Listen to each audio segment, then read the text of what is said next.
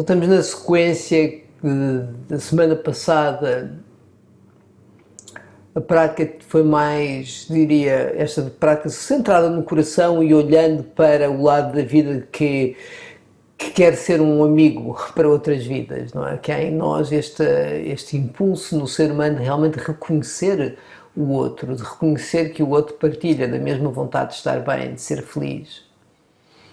Eu devo dizer que a primeira vez que ouvi esta frase, que agora digo assim, desbobino, como se fosse a coisa mais natural do mundo, a primeira vez que eu ouvi alguém dizer: pois sim, nós reconhecemos que os outros, tal como nós, querem ser felizes, tipo, caiu-me assim a fichinha, ok, é mesmo óbvio, até é óbvio quanto eu muitas vezes moldo, vou adaptando o meu comportamento, as minhas ações para levar exatamente em conta isso, mas nunca tinha sido algo consciente.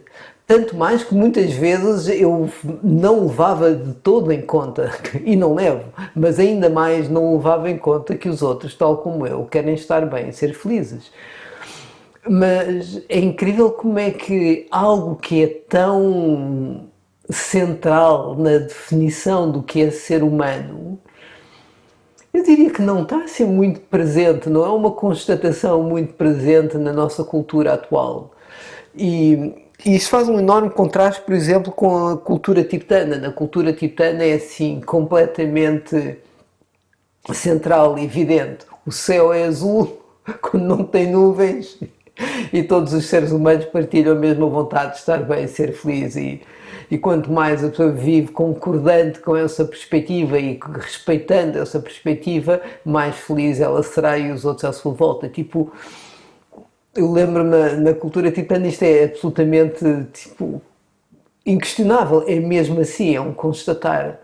Então, essa seria a prática de metta, esta, ser um amigo para o mundo, uma amiga para o mundo, e hoje já teve mais a ver com o lado quando este impulso de bondade, de amor para com nós próprios, para com os outros, se depara com sofrimento.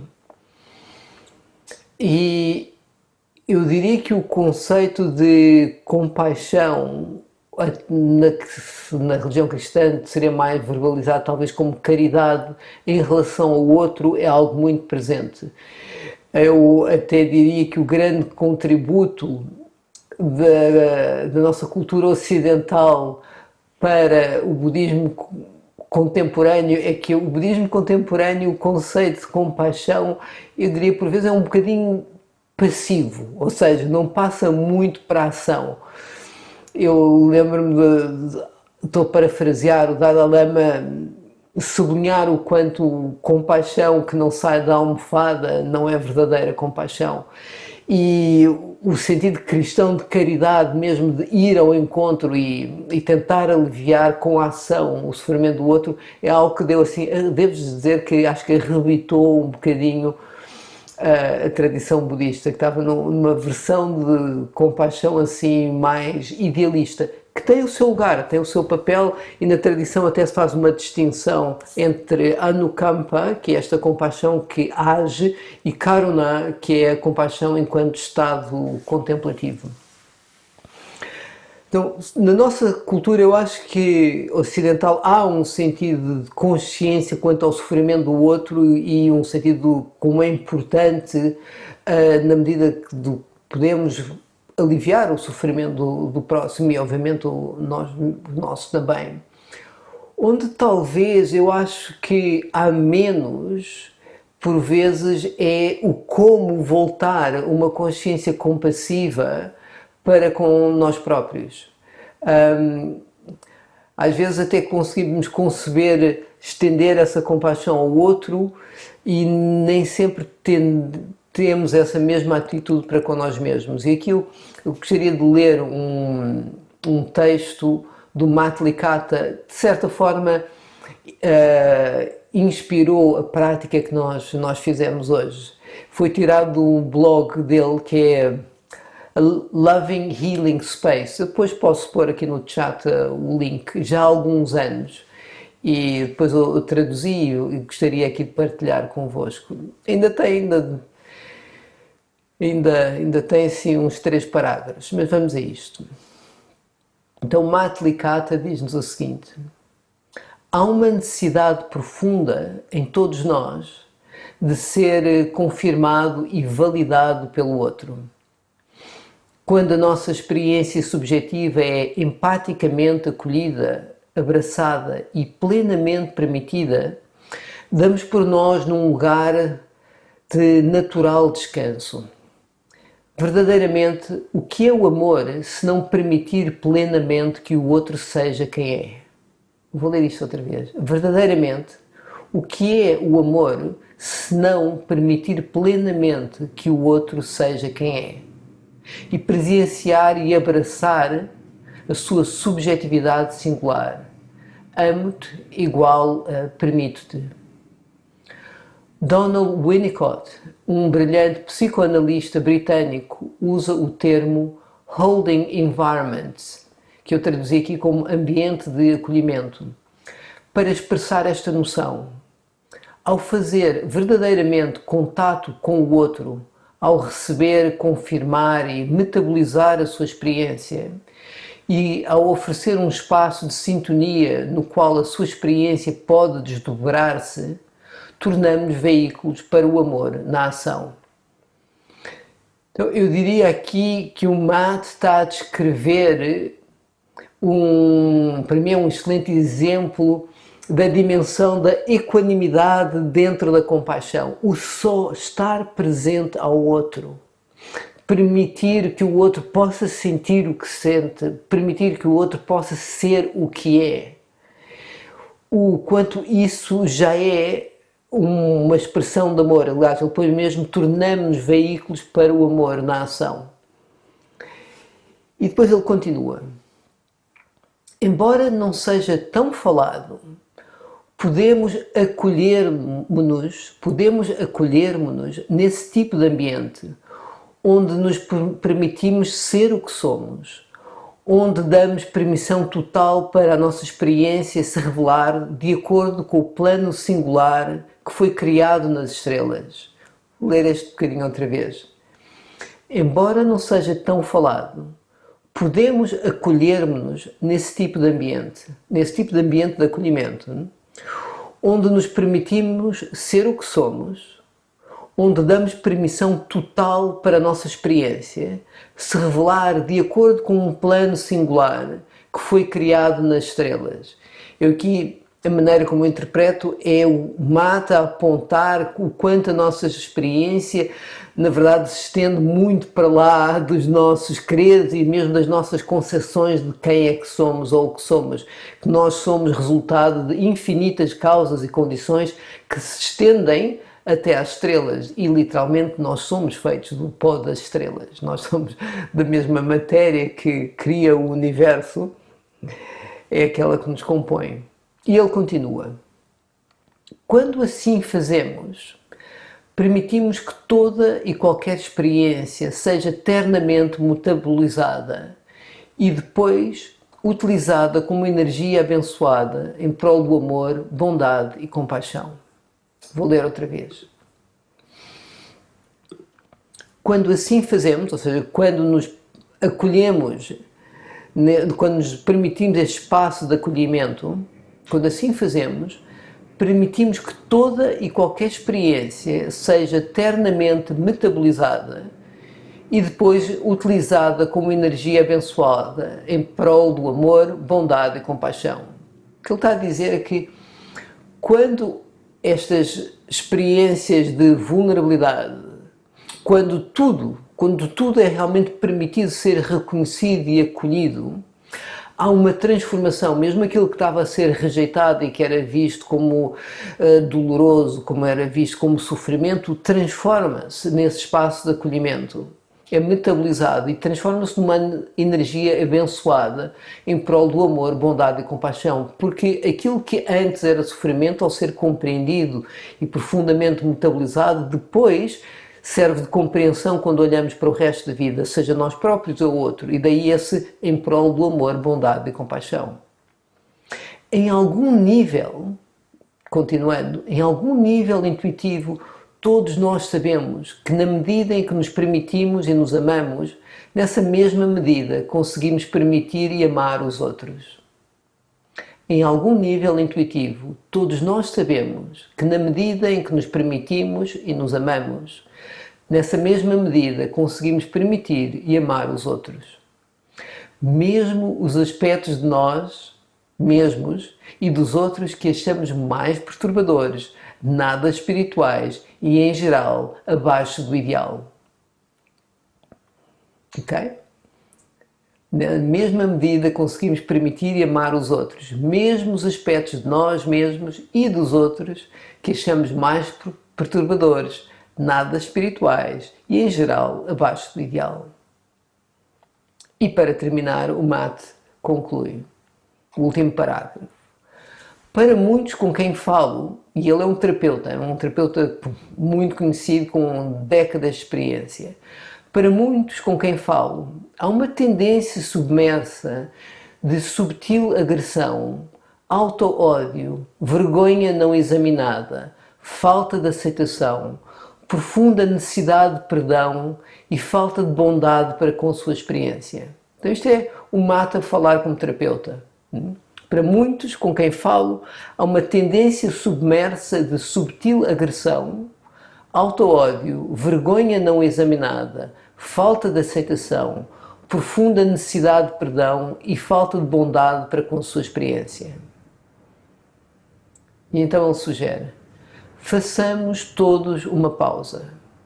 Façamos todos uma pausa e a partir de um lugar de amor, sintonizar um ambiente de acolhimento para nós mesmos, onde nos oferecemos a permissão para estar em contato íntimo e direto com as nossas vulnerabilidades, com os nossos corações desprotegidos, com os nossos desafios passados não processados e com os nossos pensamentos, sentimentos e comportamentos menos despertos. Então, a sugestão de Matt, eu diria que é em parte a prática que fizemos há pouco. Façamos todos uma pausa e, a partir de um lugar de amor, sintonizar um ambiente de acolhimento para nós mesmos, onde nos oferecemos permissão para estar em contato íntimo e direto com as nossas vulnerabilidades, com os nossos corações desprotegidos, com os nossos desafios passados não processados e com os nossos pensamentos, sentimentos e comportamentos menos despertos. Podemos dar-nos um só instante e apreciar a complexidade e a natureza contraintuitiva do processo de despertar e permitir-nos que um profundo amor e bondade nos preencha célula a célula. Vou repetir. Podemos dar-nos um só instante e apreciar a complexidade e a natureza contraintuitiva do processo de despertar e permitir-nos que um profundo amor e bondade nos preencha célula a célula. Estejamos então dispostos a não mais nos abandonarmos, escapando para as nossas histórias e julgamentos pouco bondosos e indaguemos com amor a crença habitual que há algo fundamentalmente errado conosco. Repetindo, estejamos então dispostos a não mais nos abandonarmos, escapando para as nossas histórias e julgamentos pouco bondosos e indaguemos com amor a crença habitual que há algo fundamentalmente errado conosco. Então, num instante, apreendemos o fluxo de bênçãos que verte pelos olhos de todos que encontramos, incluindo aquele precioso desconhecido que vemos quando olhamos para o espelho. E então, tudo o que fica é uma fé inabalável quanto à perfeição do amor. E repetir nesta última frase. Então, num instante, apreendemos o fluxo de bênçãos que verte pelos olhos de todos que encontramos, incluindo aquele precioso desconhecida, que vemos quando olhamos para o espelho. E então, tudo o que fica é uma fé inabalável quanto à perfeição do amor.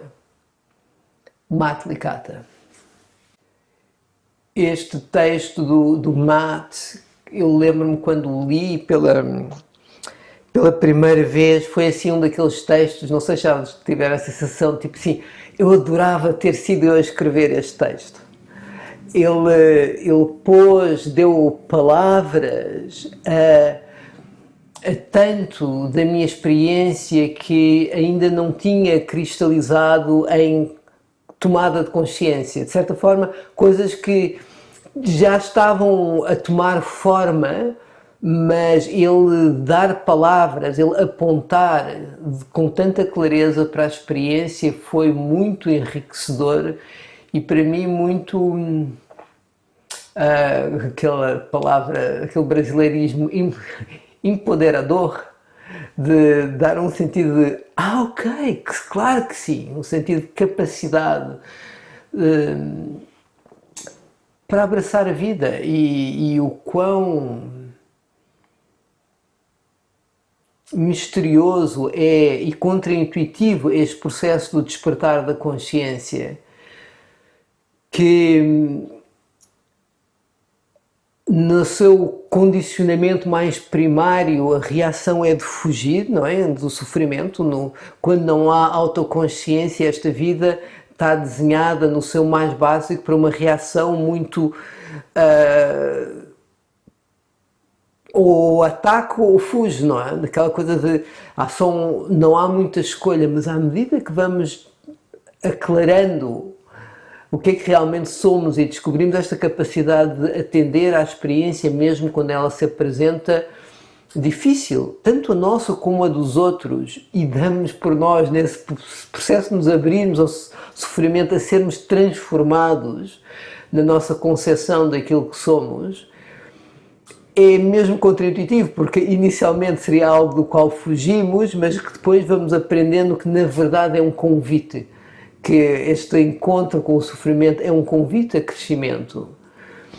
E claro que tu não vai à procura, não vai fazer sofrimento propositado. Isto não é uma proposta de autoflagelação, como há certas tradições que têm. Não, aqui já o reconhecimento, a pessoa já sofre o suficiente, é só preciso ouvir o convite que a vida lhe está a fazer quando se apresenta a doer, e que há aí um processo de crescimento que está a ser proposto. E este texto, Matlikata, fala-nos então dessa possibilidade de aprendermos que há um espaço de acolhimento para toda e qualquer experiência que possamos ter, mesmo os lados menos despertos, e que quando trazemos à consciência esses lados menos despertos e eles são vistos à luz dessa consciência, há um processo de transformação, há uma metabolização. É algo que, eu gosto desta palavra metabolização, não é? Porque aquilo transforma-se em algo muito distinto daquilo que era inicialmente. E transforma-se no que ele diz numa energia em prol do amor, da bondade e da compaixão. Como o nosso sofrimento, quando compreendido, em vez de ser algo que nos aprisiona, em vez de ser algo que de alguma forma nos limita, antes pelo contrário, passa a ser algo que nos revela a nossa transcendência, a nossa capacidade de ir para lá das limitações que habitualmente nos impomos.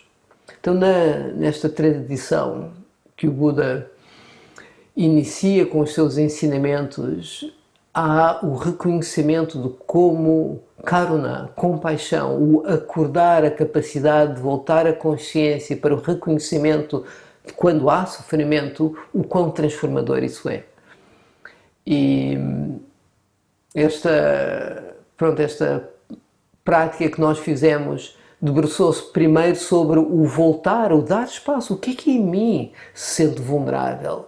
O que é em mim? Às vezes o vulnerável não aparece ao vulnerável, às vezes o vulnerável aparece como raiva, às vezes aparece como impotência, assoberbamento, inveja, ciúme. Na verdade são todos estados de vulnerabilidade, e esses até são estados assim difíceis da pessoa reconhecer, eles são mesmo muito desconfortáveis, mas como isso sei bem de experiência própria, quando vamos nos treinando a poder ouvir esses lados, a poder sentir esses lados, a poder realmente compreender a sua natureza, como eles se transformam e como libertador esse processo é.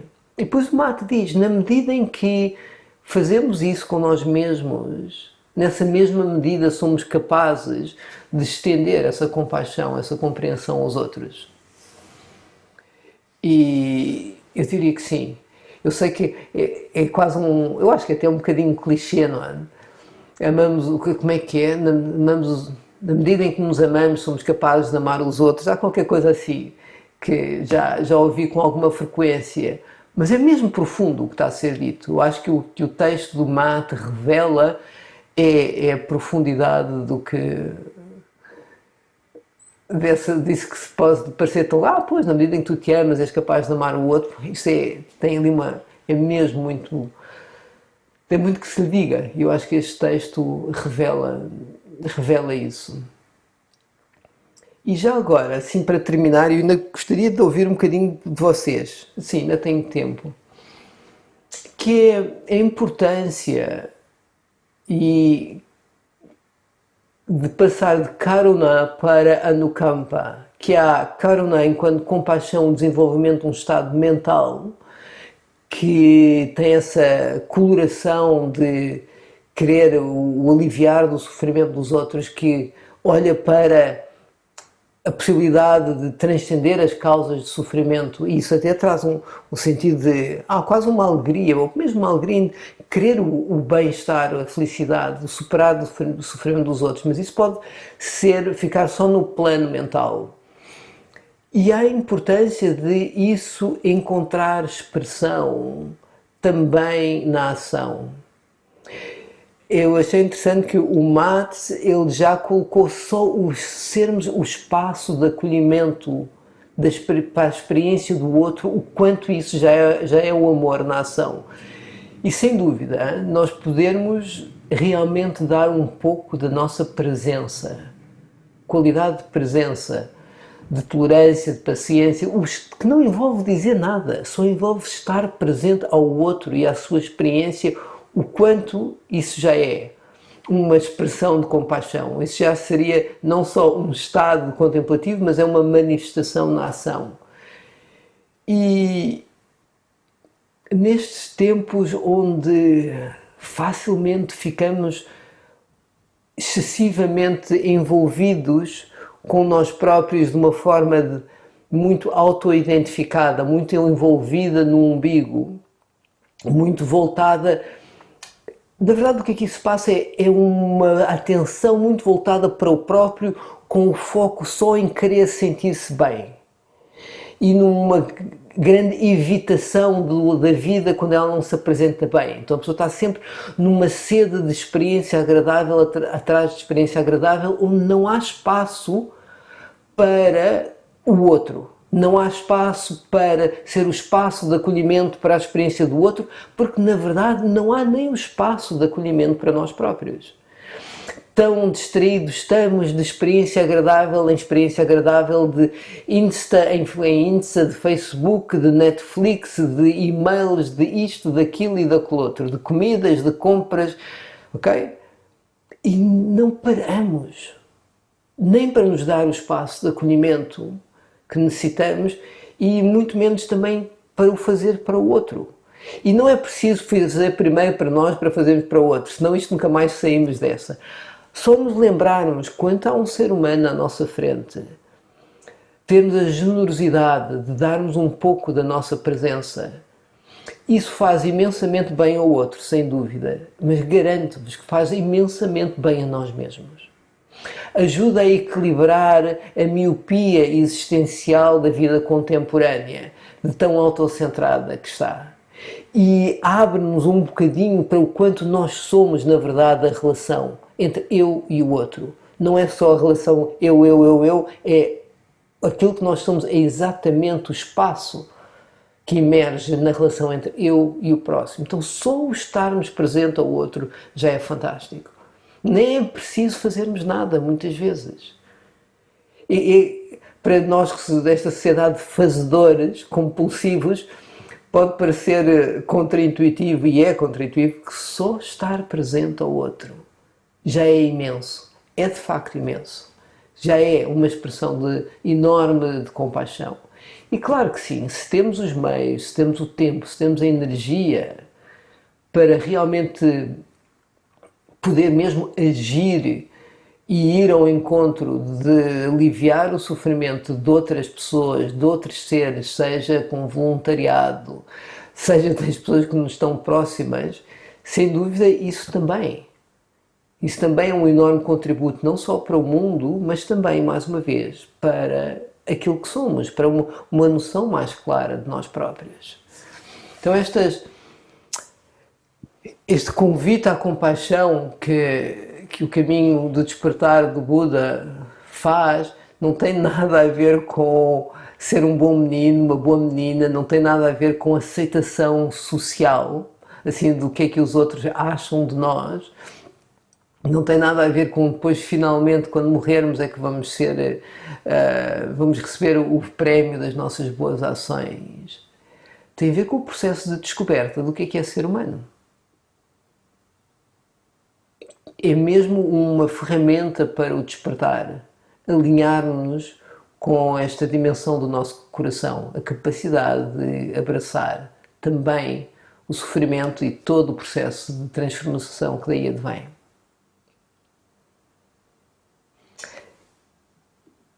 Eu acho que se calhar para já chega. Eu acho que já disse bastante. E vamos fazer como temos feito, aberto um espaço de partilha.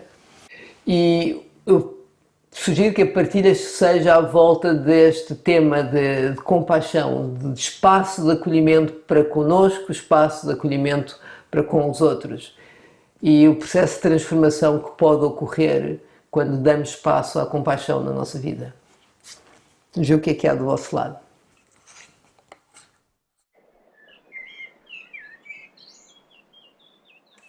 Boa Olá, noite. boa noite.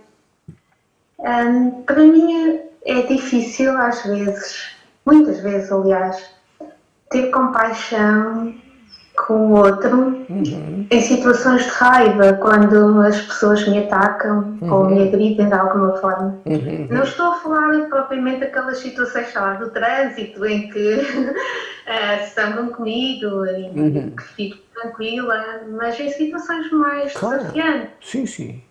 Sei lá, de coisas mais de competição ou de ranking, que eu reconheço que para mim é muito difícil, porque a minha mente se põe com pensamentos, mas porquê? Porque é que nós não podemos cooperar? Porque é que esta pessoa tem esta atitude?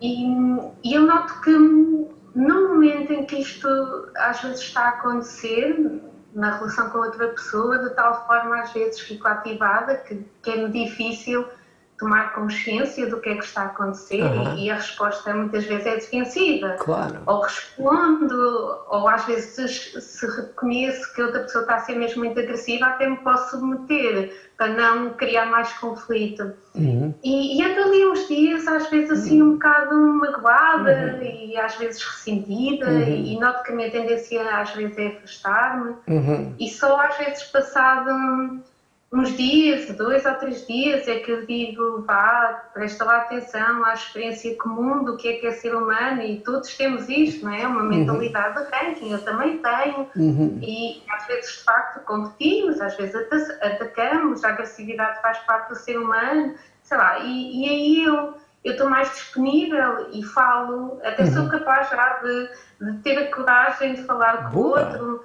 e dizer isto magoou-me, ou isto foi difícil para mim. Mas no momento é mesmo difícil ter essa capacidade de ter compaixão, porque naquele momento a minha cabeça critica o comportamento do outro, claro. E é muito difícil. Eu gostava de ouvir falar um pouco sobre isso, porque compaixão com a ansiedade, com a tristeza, acho que são situações um bocadinho mais fáceis para nós em de reconhecer o sofrimento do outro e de tentar aliviar. Nestas, eu, pelo menos para mim, sinto que é verdadeiramente desafiador. Então, se pudesse falar um pouco sobre isso, eu gostava muito de ouvir. Ok. Obrigado pelo todo o tema que estás a trazer, Tânia. Então, primeiro, e assim um bocadinho a brincar, o salientar que ser compassivo e ser totó não é a mesma coisa, ok? Então, se há alguém cujo comportamento é agressivo e está a criar, a trazer sofrimento, seja a nós mesmos ou aos outros que nos são queridos, ou mesmo alguém que não conhecemos, mas que vemos ali um comportamento agressivo, não nos pomos a jeito, e fazemos os possíveis para que isso termine, e isso pode envolver uma ação mais drástica, que pode até envolver parar a outra pessoa de uma forma muito decisiva. Até pode envolver um ato de violência para diminuir um sofrimento que podia ser muito maior. Pronto, aqui já são casos extremos, mas se vemos alguém com uma arma e está pronto para dar um tiro em alguém, nós temos uma barra de ferro na mão, damos-lhe na cabeça. Não ficamos à espera de ser muito compassivos, não, estou a dar-lhe logo com o barrote na cabeça, logo, nem diz olha, pumba, dá logo. Então, aqui estou a estender a coisa. Mas isso seria compaixão. Então, compaixão não envolve necessariamente ficar quieto, nem envolve necessariamente falinhas mansas, porque por vezes as falinhas mansas e a não ação vão trazer ainda mais sofrimento à situação. Então, nem envolve mesmo, diria, não quer dizer, há lugares para a nossa agressividade é um impulso de sobrevivência muito importante para a vida e que pode ser trazido como um guardião da vida e não um destruidor. Claro que quando a agressividade está à mercê ou a servir a ignorância, a falta de discernimento, quando esta agressividade vem com cegueira da raiva, do ódio, do rancor, aí promove imensa destruição e é nesses momentos em que depois a seguir ficamos mesmo tristes com o que dissemos e o que fizemos. Se calhar até funcionou um bocadinho de diminuir o sofrimento, mas também trouxe uma carga extra de sofrimento que deixa um grande pesar no coração. Mas na tradição tibetana há umas imagens que no início eu lembro-me, assim, o primeiro contato estranhei, que são demónicas, na nossa iconografia seriam imagens demónicas na medida em que têm olhos bugalhados, dentes afiadíssimos, umas caras zangadas, normalmente assim, umas caras assim labareda, e aparecem muitas vezes mesmo à porta dos mandalas, ou seja, à porta da entrada para o lugar mais importante de determinada organização, seja de conceitos espirituais, seja até num espaço físico, há esses guardiões. Mas esses guardiões que falam que estão com essa aparência agressiva, eles estão a falar linguagem necessária para serem ouvidos por aqueles que chegam com intenções de ataque. Não é para matar ninguém, não é para fazer mal a ninguém, mas é sim para falar com um tom que o lado de lá que está naquele tipo de vibração é capaz de ouvir. Então, por vezes, a nossa agressividade, quando alinhada com o sentido de discernimento, ela pode ser muito útil e podemos nos fazer realmente ouvir. E há um tom que o lado de lá realmente para ouvir o que é que está a acontecer. Eu tive uma experiência, posso partilhar, de estar num dia a fazer surf e duas pessoas que eu conheço entram numa discussão porque tiveram uma confusão ali entre quem é que é a onda, coisas entre surfistas, mas já estavam num nível de agressividade que apostos de partirem mesmo para a estupidez. E eu estava no meio, já naquele momento, aos gritos mesmo, a ver se parava com aquilo, porque lutas dentro de água pode dar grande asneira, e eles não me ouviam. Eu confesso que havia um lado meu que estava um bocado com medo e ninguém se aproximava. E eles estavam ali naquela berraria. Entretanto, chega um tipo mais velho, é o mais velho que há ali naquele grupo, vai direitinho, sem dizer nada, vai direitinho a um deles, põe a mão no ombro, puxa um bocadinho para ele e vira-se e fala diretamente para esse tipo. E a qualidade de ir mesmo ao encontro e de clareza, ele estava tão certo que a única coisa que valia a pena era parar de se agredirem, que aquilo esmoreceu naquele momento. E eu achei muito interessante que eu até tinha tentado aquilo, mas eu estava a vir num lugar de um certo medo, eu já estava na mesma energia que eles, a minha agressividade estava a ficar toldada pelo medo, e foi muito interessante ver alguém chegar onde não havia medo nenhum, mas ele não estava com falinhas mansas, ele foi direto e falou seguro, direto, tocou no outro e aquilo esmoreceu naquele instante. Então achei muito interessante assim um exemplo de compaixão e muito informada por um ir ao encontro e com um tom até de, ok, isto de firmeza. Pronto, isto é um lado. Agora, mais para o nosso dia-a-dia. As pessoas que nos atacam, as pessoas que não conseguem encontrar um lugar onde haja um win-win, onde ambos possamos sair da situação mais felizes, em que não tenha que ser eu a ganhar e tu a perder. Há pessoas que têm muita dificuldade, aliás, todos nós, por vezes, damos-nos com uma perspectiva tão estreita que não conseguimos largar a estratégia que estamos agarrados e reconhecer outras possibilidades de cooperação. E depois vem a competição e a falta de solidariedade para com o outro e por aí fora. E quando alguém nos aborda dessa maneira, com exigências, com julgamentos, há um lado nosso que sente-se atacado.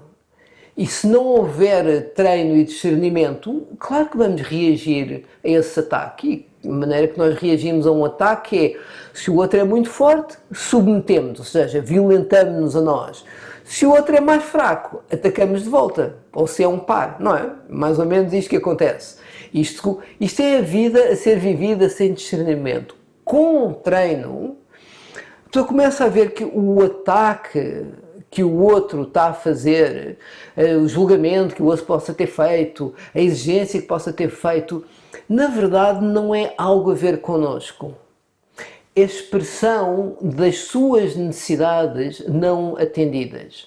Naquele momento, aquela pessoa está a doer, há algo em si de desconforto, ela quer imenso aliviar esse desconforto e identificou que a maneira de aliviar esse desconforto é ou atacando-nos, fazendo um julgamento, exigindo qualquer coisa, pressionando-nos, roubando qualquer coisa, e tempo, situações, status.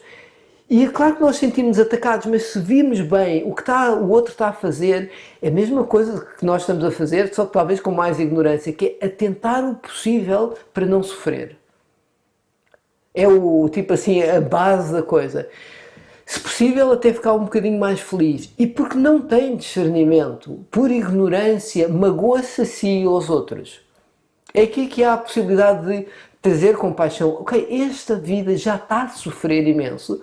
As suas ações vão levar ainda mais sofrimento, embora que temporariamente possa parecer que não, mas aquela pessoa está a ficar cada vez mais prisioneira da sua ignorância, cada vez mais prisioneira do seu egoísmo, cada vez mais fragilizada na sua perspectiva de si próprio.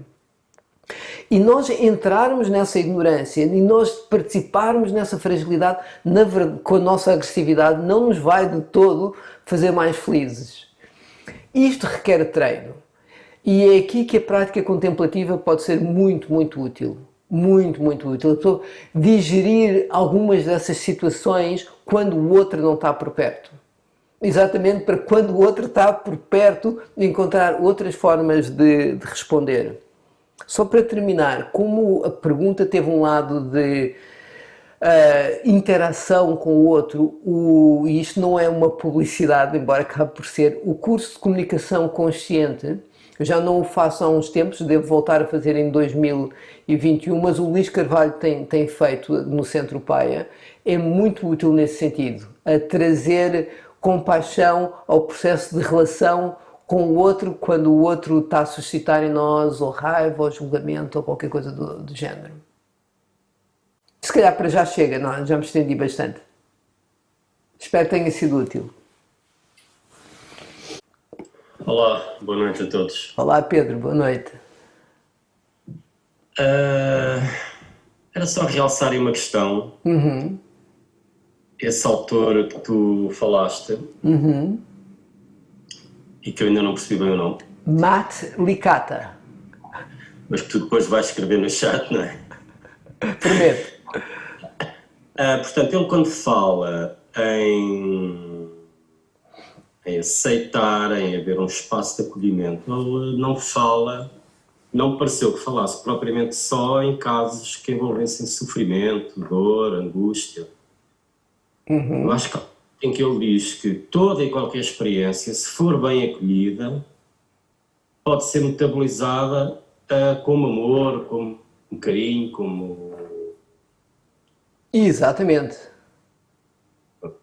E pareceu que ficou um pouco, fiquei com a ideia um pouco na tua palestra que realçaste apenas a parte do desconforto. Porque era sobre compaixão. Ok. Mas no fundo a questão é essa, não é? A gente acolher, seja que tipo de experiência for, leva-nos a metabolizar, como ele diz, o amor e o espaço de abertura. E faz-me lembrar um bocado o Tig Monk. O Tig Monk tem um pouco este discurso. Bem, de tudo o que vem é bom. Depende da relação que estabelecemos com... Exatamente, exatamente. O Matt, neste nível, neste texto, ele está bem a enfatizar a metabolização dos estados de sofrimento. Repara, ele logo a seguir, a dizer essa linha, energia abençoada em prol do amor, bondade e compaixão, ele diz: em algum nível intuitivo, todos nós sabemos que na medida em que nos permitimos e nos amamos, nessa mesma medida conseguimos permitir e amar os outros. Mesmo os aspectos de nós mesmos e dos outros que achamos mais perturbadores, nada espirituais e, em geral, abaixo do ideal.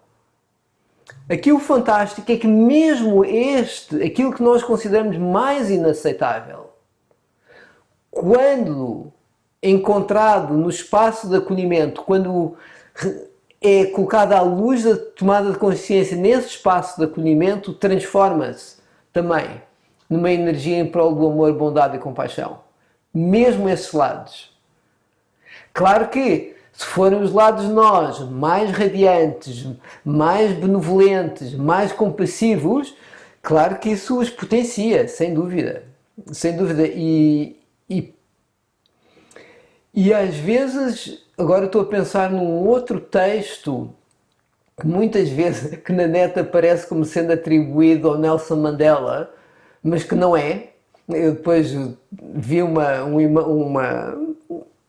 carta da autora do texto em que começa algo como: aquilo que mais nos assusta não é tanto a escuridão, mas a luz que há em nós. E depois ela desenvolve todo esse texto. Se eu tivesse aqui, que eu acho que talvez isso também tenha um bocadinho daquilo que estavas a mencionar. Olha, por acaso tenho aqui à mão. O nosso maior medo não é sermos incapazes. O nosso maior medo é que sejamos muito mais poderosos do que pensamos. É a nossa luz e não as nossas trevas que mais nos assusta. Perguntamos: quem sou eu para ser brilhante, deslumbrante, talentoso e fabuloso? Na verdade, quem és tu para que não o sejas?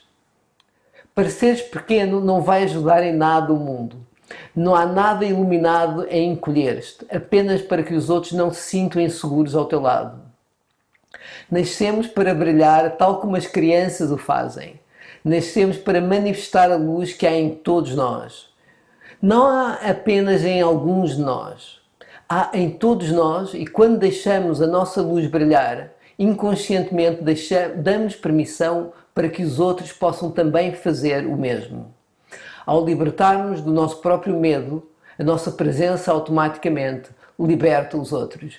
Marianne Williamson é a verdadeira autora e não o Nelson Mandela. Mas aqui dá uma sensação, não é? Deste no espaço de acolhimento, receber a luz que há em nós. Isso que eu calculo que estavas a apontar um bocadinho para aí, não, Pedro? Sim, exatamente. Não focar só na zona do desagradável, da dor, do desconforto, mas tudo, no fundo tudo, serve para aprender e tudo serve para o caminho da consciência e do despertar. E há outra coisa que disseste, que eu vou referir a minha experiência pessoal. Tu disseste, não podemos estar à espera de nos amarmos a nós próprios para depois ir amar os outros. Percurso pessoal, portanto, os primeiros anos eu fiz assim um mindfulness muito técnico, né? Coração. E eu precisei mesmo de gostar de mim, de me aceitar, antes de conseguir transportar isso para fora. Isso foi complicado, foi muito complicado. Sim, sim. Eu diria que sim, e é essencial. Acho que o processo de abrir, de ganhar coragem para amar, precisa mesmo começar em casa.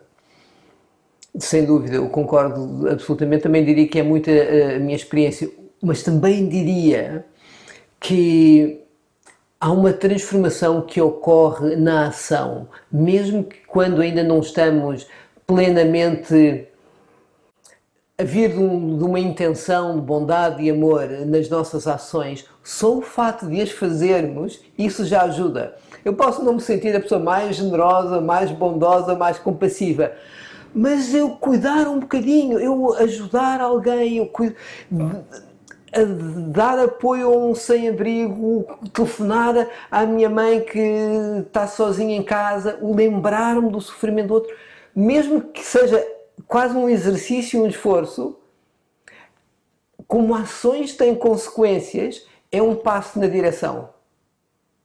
Por isso que eu estava a dizer, assim, não deixem de agir para só o fazer quando eu me amar plenamente. Não. Começa já a fazer. Eu lembro, era um mestre tibetano que ele dizia, põe na mão direita, segura bem na mão direita, uma coisa que você gosta muito, e depois dá para a mão esquerda e nota, doeu, não doeu. Ok, agora experimenta, põe na mão direita. Agora, dá a outra pessoa, doeu, não doeu, ok. Então... então... Sabes, tudo que nos ajuda a sair deste vórtice de autocentrada, porque é um vórtice de evitação da experiência na tentativa de agarrar o agradável e se distanciar do desagradável, porque não temos exatamente nem o conhecimento, nem o apoio, nem a inteligência emocional para fazer este metabolizar que o mate está a propor. E daí este comportamento quase de adição perante a experiência, uma apropriação para não sentir. E eu acho que este texto do mate está a dizer, olha, reparem nisto, e eu estava só a adicionar um bocadinho do Buda, a dizer, e já agora... experimentem também agir, mesmo que ainda não a sentir-se o mais compassivo e bondoso, ações têm consequências. A pessoa começa a mudar o coração também pela ação. Era daí que eu estava a vir. Boa noite. Olá, boa noite a todos.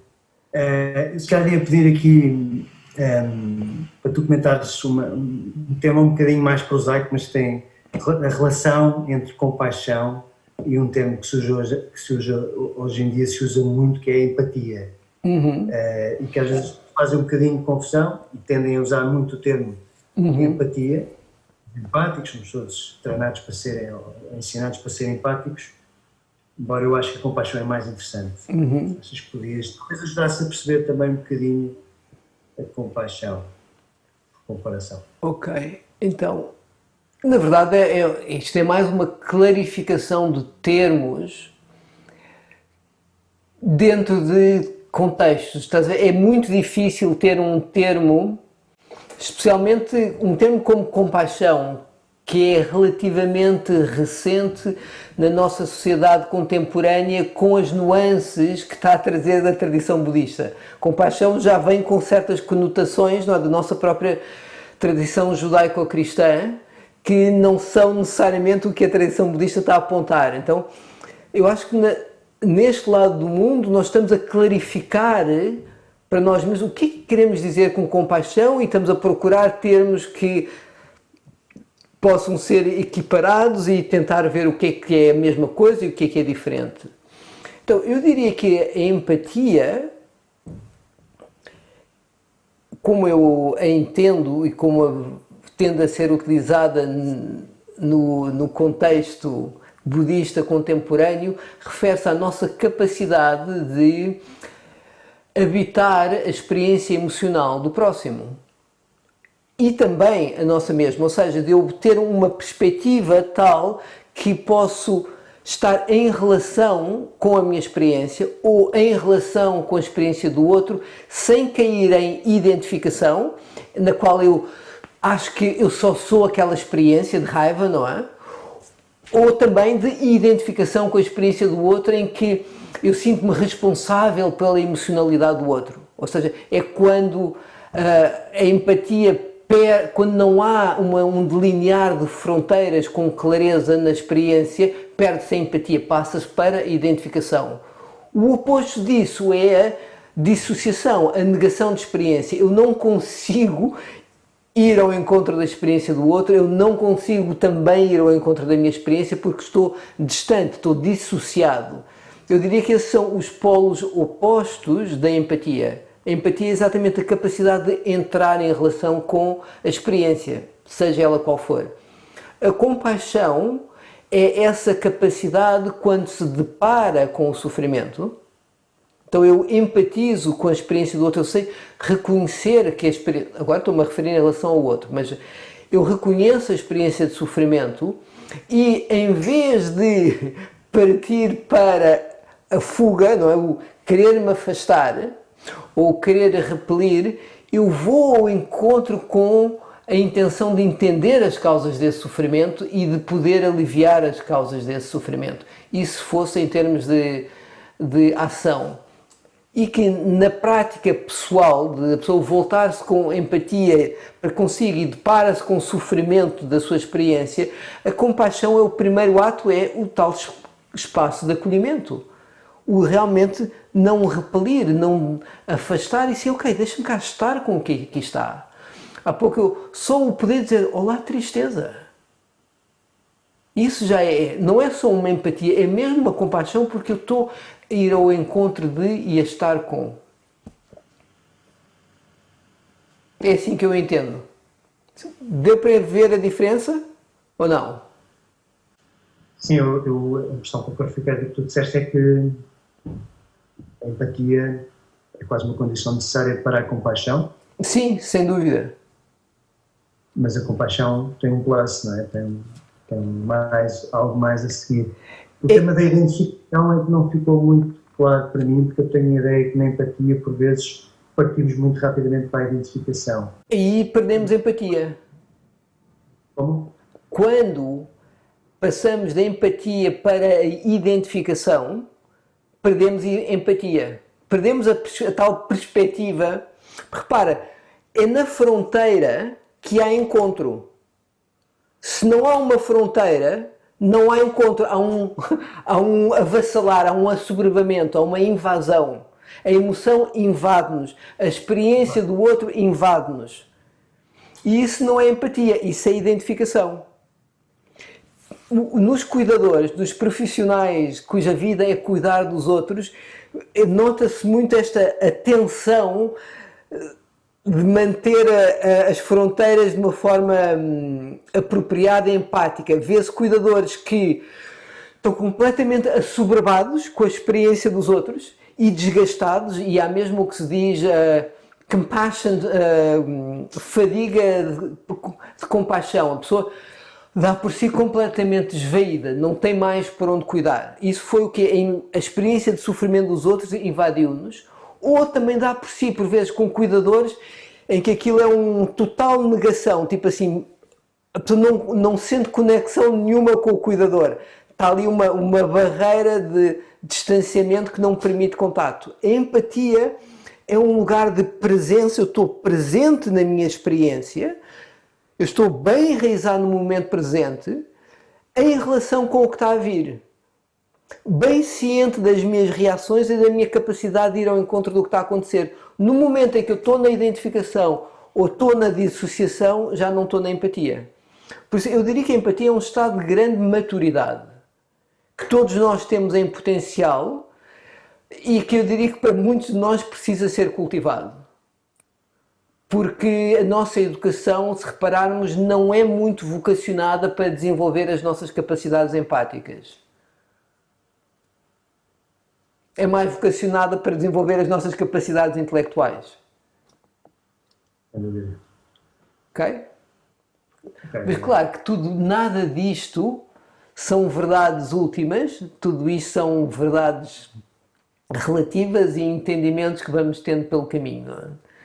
São tudo modelos provisórios que a pessoa, ok, olha, é assim, mas seguramos isto tudo com muita leveza, para podermos exatamente ir melhorando o modelo e podermos aproximar cada vez mais de uma realidade mais abrangente através desses modelos. Então, não segurar nada disto com muita definição, muita rigidez. Ok. Olha, eu gostei muito desta nossa partilha.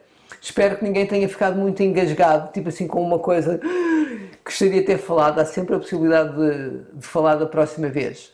Ok? Muito obrigado. Uma excelente semana para todos. Bem-aja.